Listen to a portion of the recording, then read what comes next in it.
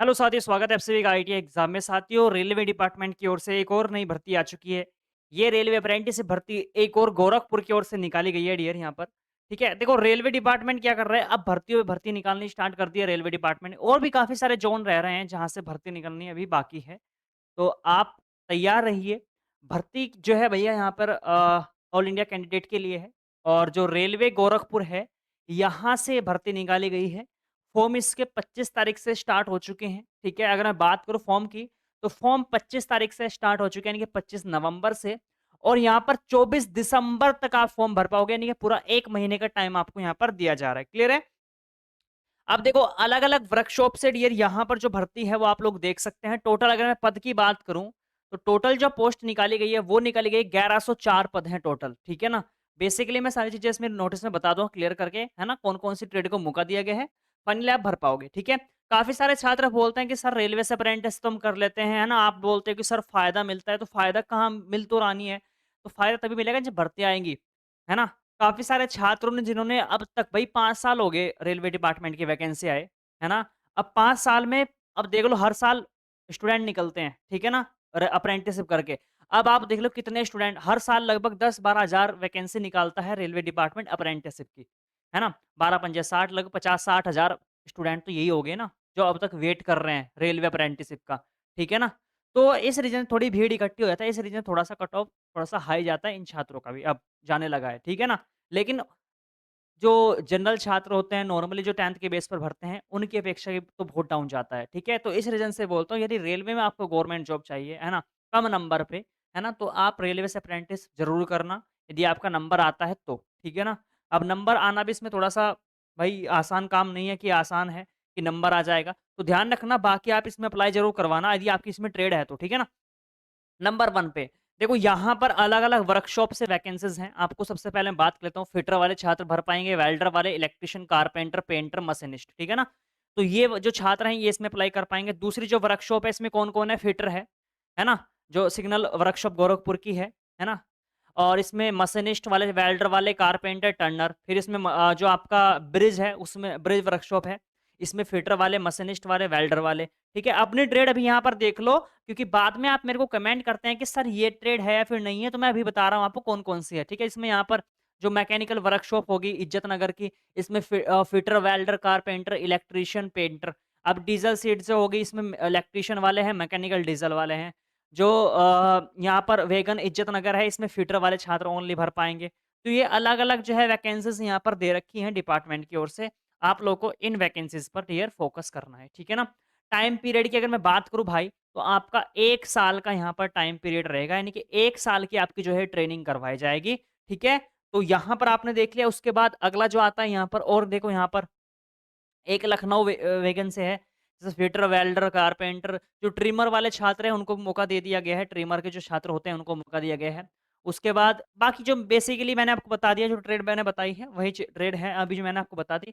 Totally ये 1104 पदों पर ही वैकेंसी है। अगर मैं बात करूँ इसके भैया यहाँ पर क्वालिफ़िकेशन की, ठीक है? सबसे पहले मैं ऐज की बात कर लेता हूँ, ऐज कितनी देखिए देखो यहाँ पर 15 साल से लेकर के यदि आपकी 24 साल ऐज हो चुकी है, तो आप इसमें जो है भैया अप्लाई कर पाओगे, ठीक है? समझ रहे हो मेरी बात को? 15 साल से लेकर के 24 साल तक आप इसमें अप्लाई कर पाओगे। इसमें छूट भी आपको दी जाएगी, 3 साल की जो है आपको ओबीसी वाले छात्रों को दी जाएगी छूट। और यदि मैं बात करूँ 5 साल की जो छूट है इसमें दे रखा होगा, है ना? जो 5 साल की जो छूट है वो दी जाएगी एससी, एसटी वाले छात्रों को, क्लियर है? बेसिकली यही रेलवे डिपार्टमेंट बार-बार यही क्वालिफ़िकेशन रखता है जो मैंने हर बार आपको बताया है, ठीक है ना? यही चीज़ें रखता है और क्वालिफ़िकेशन क्या है 10th प्लस आपके पास आईटीआई होना चाहिए। और 10वीं में आप ये बोलता है कि भाई 10वीं में स्टूडेंट के पास भैया यहाँ पर 50% नंबर होने चाहिए, देख लो यहाँ पर क्वालिफिकेशन में, ठीक है ना? ये कहते हैं कि भैया आपके 10th में 50% कम से कम होने चाहिए और आप आईटीआई पास होना चाहिए इन ट्रेड से, ठीक है? और उसके बाद जो फीस है भैया, फीस जो है ₹100 रखी गई है जनरल और ओबीसी के लड़कों के लिए, ठीक है? जितने भी एससी, एसटी और जितने भी ईडब्ल्यूएस के और वुमेन कैंडिडेट है, दिव्यांग लोग हैं, उन सब के लिए यहाँ पर कोई फीस नहीं है। समझ गए मेरी बात को? एससी, एसटी के छात्र और दिव्यांग छात्र और जितनी भी लड़कियाँ हैं, उनके लिए कोई भी फीस यहाँ पर नहीं रखी गई है, ठीक है ना? ऑल वुमेन कैंडिडेट, ठीक है? यहाँ पर दे दिया। अप्लाई कहाँ से करोगे? ये इनकी ऑफिशियल वेबसाइट है, इस पर जाकर के आप लोग इसमें अप्लाई कर सकते हो। लेकिन कंडीशन एक है, आपके पास अप्रेंटिसशिप पोर्टल पे रजिस्ट्रेशन होना अनिवार्य है, तब जाकर के आप इस वैकेंसी में अप्लाई करोगे। डिस्क्रिप्शन बॉक्स में मैंने लिंक दे दिया है अप्लाई करने का, हमारी साइट के द्वारा भी आप जा सकते हो, आईटी एग्ज़ाम YT.net सर्च कर लेना, ठीक है? बात करो सिलेक्शन प्रोसेस की, तो सिलेक्शन प्रोसेस में डियर आपका जो है इसमें मेरिट के आधार पर सिलेक्शन होगा। यानी ये क्या काम करेंगे आपका ये 10th और प्लस आपकी जो आईटीआई है, इनके दोनों के नंबर को क्या करेंगे ऐड करेंगे, एक एवरेज नंबर निकालेंगे और उसी के बिहाफ पर ये मेरिट लिस्ट तैयार करेंगे। तो इस चीज़ का आपको ध्यान रखना है, ठीक है ना? तो आपको ये क्लियर हो गया 10th प्लस आईटीआई के बेस पर आपकी जो है ये मेरिट लिस्ट तैयार होगी और उसी के बेस पर आपका सिलेक्शन होगा, ठीक है? जब अब आप बोल दो कि सर हमें ये नहीं पता लगता कि इनकी मेरिट लिस्ट आती कब है ना? हमें ये नहीं पता लगता हमारा नंबर आया है। ध्यान रखना जब भी आपका यदि आप किसी भी डिपार्टमेंट से फॉर्म भर रहे हो, ठीक है? तो मेन रीज़न क्या होता है जब भी आपका नंबर आता है तो डिपार्टमेंट आपको मेल कर देता है फिर मैसेज कर देता है कि भैया आपका इसमें नंबर आया है ना? ये ध्यान रखना। रेलवे डिपार्टमेंट का आपको मेल आ जाएगा जो जब आप फॉर्म भरोगे तो मेल आईडी तो लगवाओगे, ध्यान रखना।